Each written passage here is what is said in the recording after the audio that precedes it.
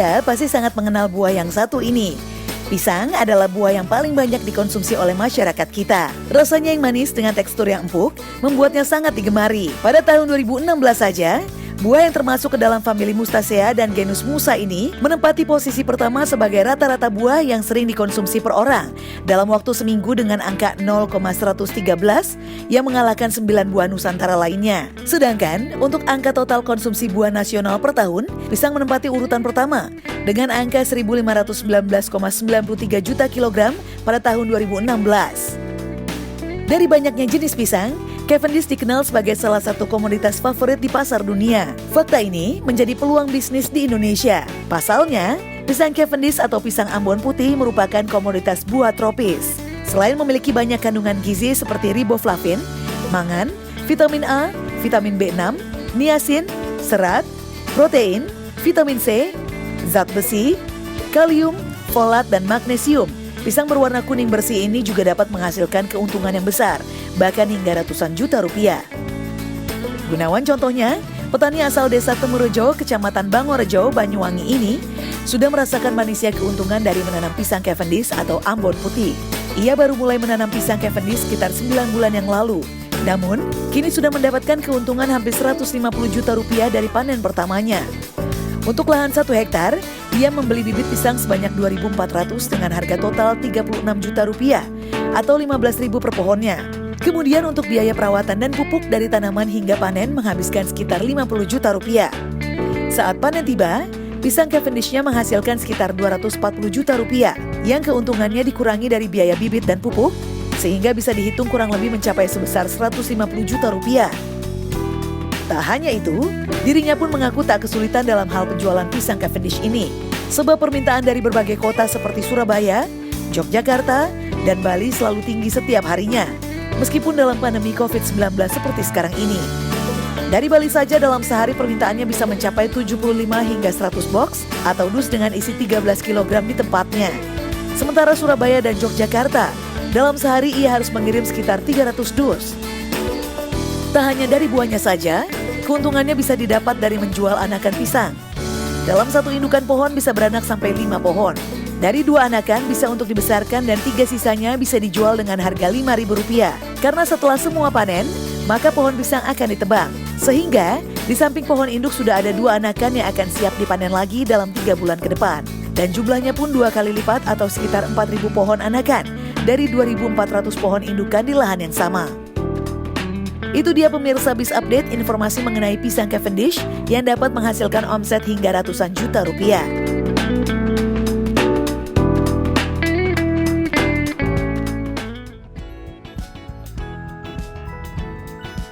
Ya, selamat siang pemirsa, bersama saya Ardi Danu tentunya kembali menemani Anda di Biz Update. Waktunya kita akan ngobrol tentang bisnis dan juga ekonomi up to date ya. Nah, kalau tadi kita lihat informasi mengenai pisang Cavendish dan keuntungannya yang sangat menarik sekali. Nah, sekarang kita akan beralih ke informasi lain mengenai bisnis budidaya kayu manis yang omsetnya juga semanis namanya. Dan tidak hanya itu, karena Biz Update juga akan membahas peluang usaha budidaya bulu babi yang terkenal sebagai hewan dengan duri yang beracun. Nah, kira-kira seperti apa? Berikut informasinya kami sajikan spesial untuk Anda pada siang hari ini. Kita simak ya. Siapa yang tidak tahu kayu manis?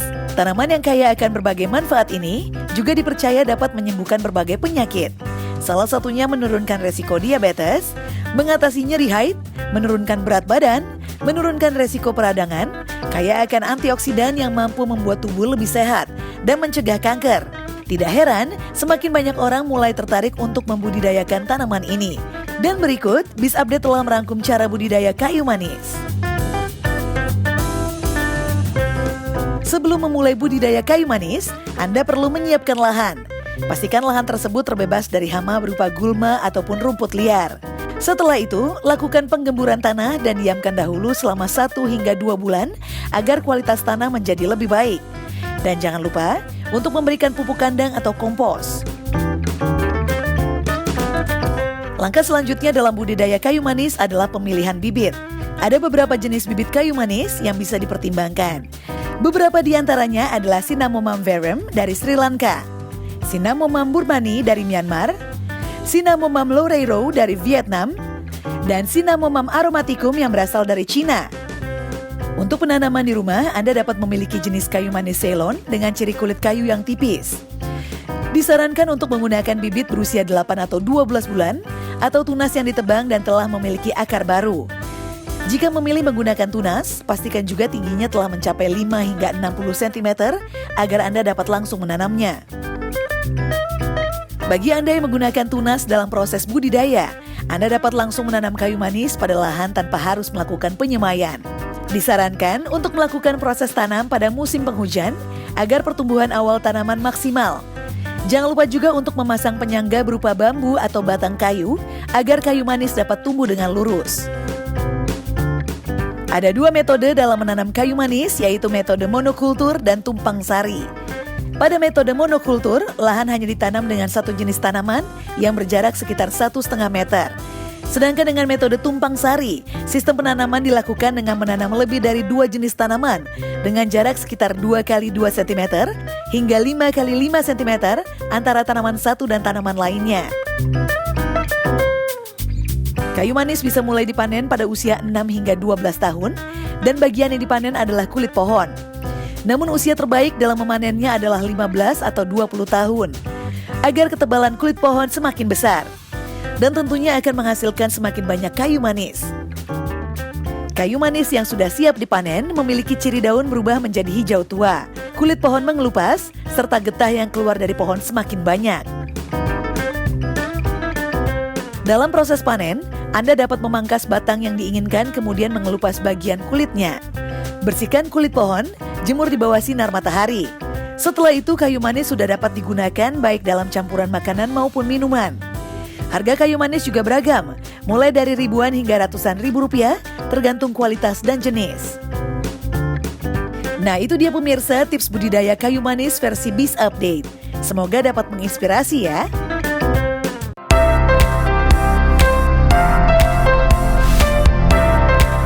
Bulu babi atau biasa disebut landak laut dikenal sebagai hama terumbu karang dan hewan yang berbahaya bagi manusia karena durinya yang tajam seringkali melukai kaki ketika berada di dalam permukaan laut dangkal dan tak sengaja menginjaknya. Namun siapa sangka di negara Jepang bulu babi membawa peruntungan ekonomi karena memiliki nilai jual sebagai komoditas makanan seperti sushi dan sashimi. Orang-orang Jepang sangat menggemari bulu babi sebagai sushi dan sashimi karena cita rasa yang lezat, lembut serta kaya protein. Dan di Indonesia, peluang usaha baru ini dilirik kali pertama oleh seorang pria bernama Yuri Pratama. Yuri merupakan pendiri Urchin Indonesia yang bergerak dalam pembudidayaan binatang laut tersebut. Seperti apa peluang usaha bulu babi yang digeluti Yuri ini? Selengkapnya dalam Biz Update. Yuri bukanlah seorang peneliti maupun ahli dalam bidang perikanan maupun budidaya kelautan. Menariknya, pria ini hanyalah lulusan FISIP UI yang kebetulan menggeluti bidang perikanan secara otodidak. Ide tersebut muncul ketika ia berada di Pulau Ekowisata Menjangan, Gilimanuk, Bali. Di tempat itu ia memperhatikan nelayan yang tengah membersihkan karang dan menyingkirkan bulu babi tersebut. Sepulang dari perjalanannya dan kembali ke Jakarta, Yuri mencari informasi serta lihat dalam bulu babi yang mengandung 28 macam asam amino, vitamin B kompleks, vitamin A, omega 3, dan omega 6. Melihat potensi itu, ia pun mencari tahu prospek dan target pasar bulu babi itu untuk ia jual. Dan ternyata hewan yang dianggap tak berguna ini memberikan fakta menarik bagi seorang Yuri karena disukai oleh masyarakat Jepang sebagai uni dalam hidangan, sushi, dan sashimi. Hal ini pula yang membuka jalannya sebagai pengusaha sukses. Berbekal riset itu, ia memberanikan diri untuk membudidayakan bulu babi tersebut dengan modal 20 juta rupiah serta mengajak beberapa nelayan untuk bekerja sama. Setelah terkumpul, ia pun menjualnya ke restoran-restoran Jepang yang berada di Jakarta. Meski awalnya ditolak dan dipandang sebelah mata, nyatanya kini ia berhasil menjadi pemasok panganan bulu babi di Indonesia dan berhasil mendirikan wirausaha bernama Nelayanpreneur. Yuri mengetahui bila seekor bulu babi seberat 300 gram dapat menghasilkan telur sebanyak 23 hingga 35%. Terkini ia memiliki 7 tambak budidaya bulu babi yang berada di Pulau Tidung, Kepulauan Seribu. Bagaimana pemirsa? Tertarik menggeluti usaha budidaya landak laut ini?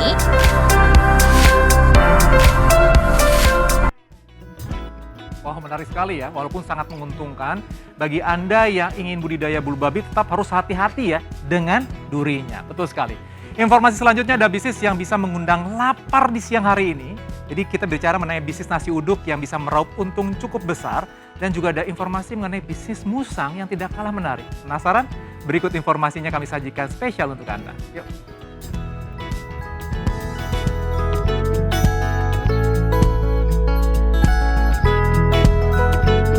Mendengar kata nasi uduk mungkin sudah tidak asing lagi di telinga kita, karena hampir sebagian orang menyukai makanan ini. Nasi uduk merupakan makanan yang berasal dari Betawi. Nasi uduk juga terkenal dengan rasanya yang gurih dan beraroma sedap. Nasi uduk biasanya disajikan bersamaan dengan taburan bawang goreng dengan lauk pauk ayam goreng, tempe atau tahu goreng, sambal, dan daun kemangi. Nasi uduk ini sangat cocok dinikmati saat sarapan pagi ataupun makan malam. Dari segi peluang, usaha nasi uduk juga termasuk bisnis yang tidak ada matinya. Mengapa? Sebab setiap saat dan setiap orang pasti butuh makan. Tentu saja omset yang dihasilkan dari berbisnis nasi uduk sangatlah menjanjikan. Anda tidak perlu membutuhkan modal yang besar, cukup mengeluarkan kocek 1 hingga 2 juta rupiah untuk membuat usaha nasi uduk. Namun jelas, untuk dapat berhasil dalam usaha ini, diperlukan beberapa tips untuk menjalankannya. Dan berikut tips ala Biz Update. Tentukan konsep. Konsep ini memiliki peran penting dalam memulai bisnis. Anda harus bisa menentukan konsep yang akan digunakan untuk bisnis nasi uduk. Contohnya, termasuk jualan nasi uduk dengan konsep restoran atau dengan konsep penjual kaki lima. Bahan baku. Supaya menghasilkan kualitas baik, rasa yang nikmat untuk menunjang kepercayaan konsumen, maka perlu menggunakan bahan baku nasi uduk berkualitas. Mencari bahan baku untuk membuat nasi uduk ini sangat mudah, karena di pasar atau di supermarket ada bahan-bahan memasak nasi uduk yang dibutuhkan. Daftar menu. Selain menjual nasi uduk, Anda juga harus menjual menu makanan lain sebagai pelengkap nasi uduk. Tujuannya agar pembeli yang datang bisa memilih makanan selain nasi uduk. Ini biasa dilakukan oleh para pelaku bisnis kuliner, termasuk para penjual nasi uduk. Manfaatnya adalah bahwa side dish ini akan menambah penghasilan selain dari menjual nasi uduk. Daftar menu yang unik. Menu restoran yang unik akan memberikan nilai yang baik bagi pelanggan dan pengunjung dalam usaha menjual nasi uduk yang Anda kelola. Menu yang unik juga bisa menjadi identitas bisnis Anda, sehingga orang akan mudah menghafal, dan hal ini tentu sangat bagus untuk pengembangan bisnis Anda ke depannya. Lokasi strategis. Anda perlu menemukan tempat yang strategis yang mudah ditemui banyak orang. Lokasi yang strategis akan berdampak positif pada pengembangan bisnis dan pada akhirnya akan memberikan banyak entry pada akun keuangan Anda. Cari lokasi seperti di dekat kampus, kantor, sekolah, pasar, atau tempat yang ramai oleh pengunjung. Itulah tadi beberapa tips yang mungkin bisa Anda coba untuk membuka bisnis nasi uduk. Semoga informasi yang kami berikan dapat bermanfaat untuk Anda ya pemirsa.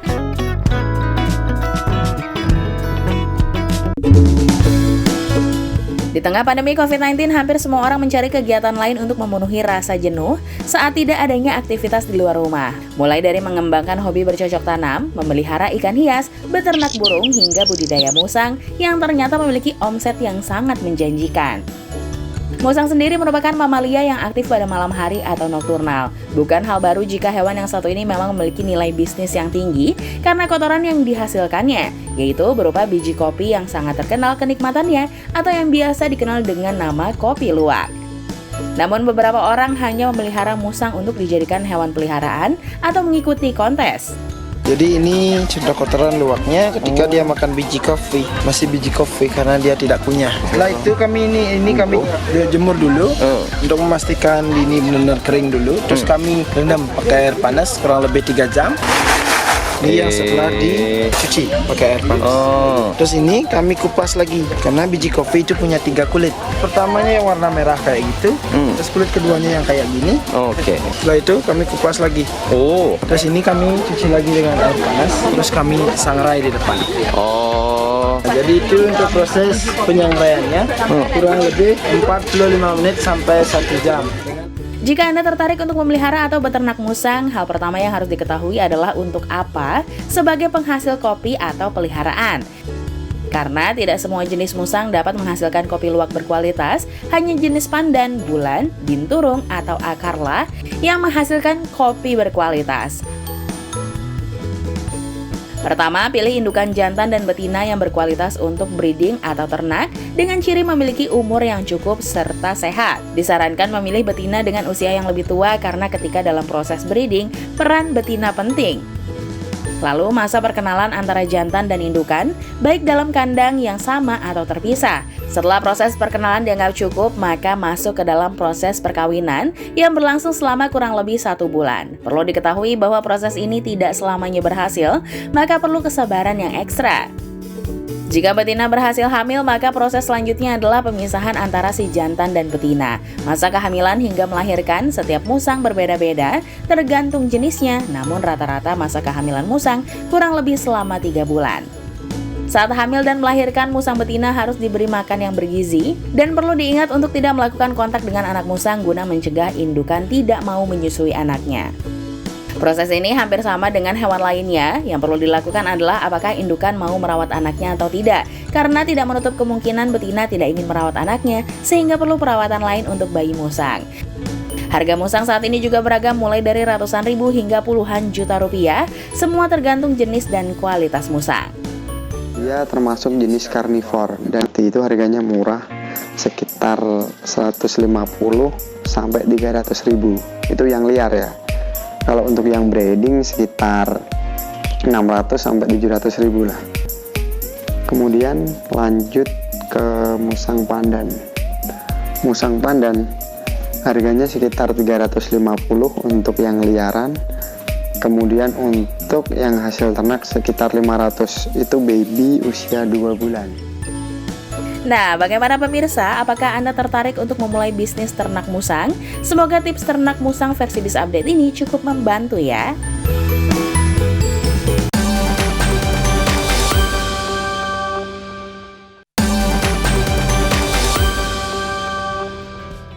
Ya, tentunya Anda masih bersama kami di Biz Update. Hari Raya Idul Adha semakin dekat. Tentu momen ini menjadi salah satu yang paling ditunggu umat muslim di seluruh dunia. Nah, informasi selanjutnya, ini ada beberapa sapi yang memiliki harga yang sangat fantastis, bahkan mencapai ratusan juta rupiah. Penasaran seperti apa jenis sapinya? Nanti kita akan lihat ya. Dan informasi ini juga akan menutup perjumpaan kita pada siang hari ini. Saatnya saya Danu pamit. Jangan lupa untuk selalu menjaga kesehatan dengan rajin mencuci tangan, menggunakan masker, dan juga menghindari keramaian. Dan tetap saksikan Biz Update yang hadir setiap hari Senin sampai dengan hari Jumat pada pukul 12.30 waktu Indonesia Barat, tentunya hanya di iNews. Sampai jumpa.